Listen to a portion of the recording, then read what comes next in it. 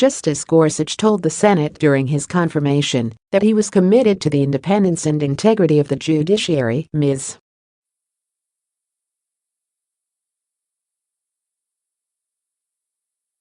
Widra said, but the decision to speak at an event that profits the president sadly falls far short of that standard.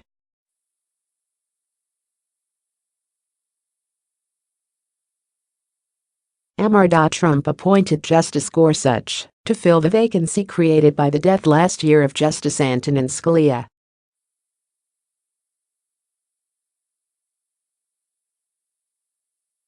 Senate Republicans refused to consider President Barack Obama's nomination of Judge Merrick B.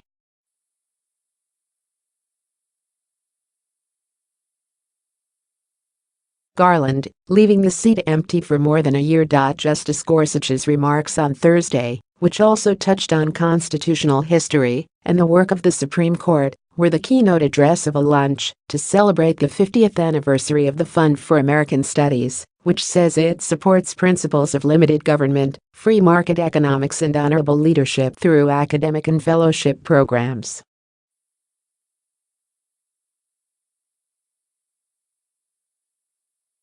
Before Justice Gorsuch spoke, Roger Ream, the group's president, told the audience that he had been surprised by the controversy over the location of the lunch, adding that politics had played no role in the choice.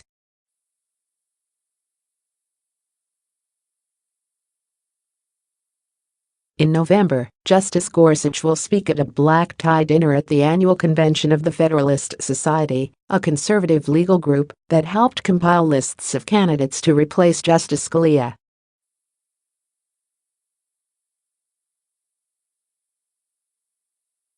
Justice Gorsuch's name appeared on one of those lists. Last week, Justice Gorsuch made appearances in Kentucky with Senator Mitch McConnell, the Republican Majority Leader, who led the effort to block Judge Garland's nomination.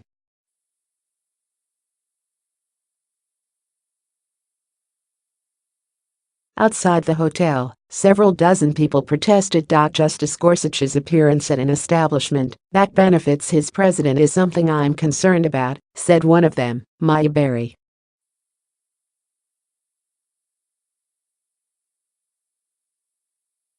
Since joining the court in April, Justice Gorsuch has voted consistently with its most conservative members, Justices Clarence Thomas and Samuel A.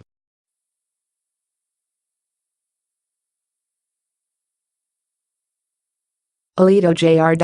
On Tuesday, for instance, the three justices dissented from the court's decision to stay the execution of Keith Tharp, a Georgia death row inmate who said his trial was tainted by the participation of a racist juror.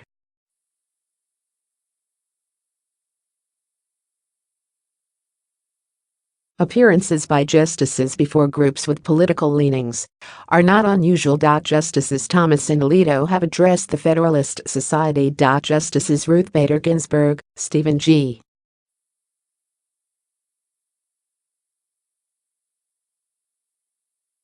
Breyer and Sonia Sotomayor, all members of the court's liberal wing, have spoken before the American Constitution Society, a liberal group.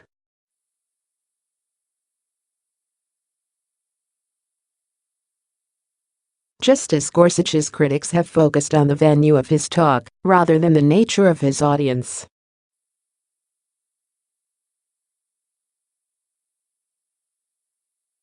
Senator Chuck Schumer of New York, the minority leader, said, for instance, that the appearance vindicated Democratic opposition to Justice Gorsuch's nomination.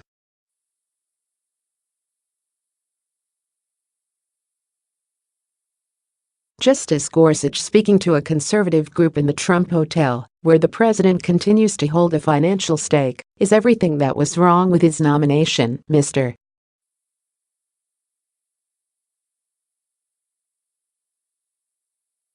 Schumer said in a statement.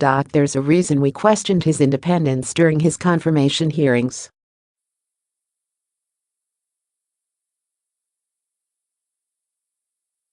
The lawsuits against Trump are based on the Constitution's Foreign Emoluments Clause, which prohibits at least some federal officials from taking some kinds of gifts and payments from entities controlled by foreign governments.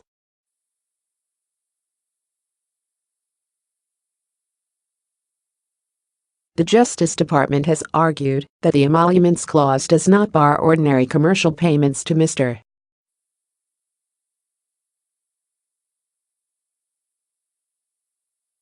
Trump's companies, and Mr. Trump's defenders say he has taken measures to distance himself from his holdings.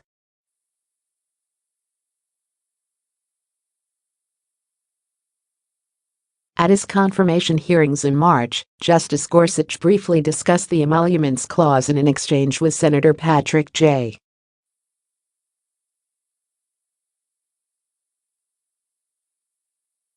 Leahy, Democrat of Vermont. Among other things, he said, it prohibits members of the government of this country from taking emoluments gifts from foreign agents, and the question is, what exactly does that mean? And that is the subject on which there is ongoing litigation right now.